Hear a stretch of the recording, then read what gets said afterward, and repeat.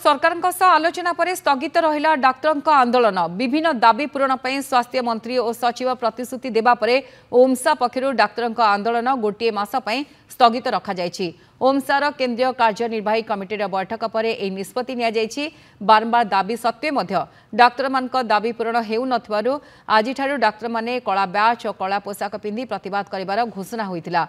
नवेम्बर 3 तारिखरु संपूर्ण कार्यबंद नहीं निष्पत्ति नेइतिला संघ, किंतु सरकार प्रतिश्रुति देइतिबारु सरकार को मासे समय देइछि संघ। मासे परे डाक्तर समस्त दाबी पूरण न हेले आहुरी कठोर आंदोलनात्मक पंथा ग्रहण करा जिवो बोली ओमसा पक्षरु सूचना दिया जायछि। এই जो एजिटेशन आड़ को आमे जाउछु आज जहाँ आम परिवार थिला कला बैच परिधान ड्यूटी सहित कला बैच परिधान सेटा को आमे स्थगित रखुछु गोटे मास पई।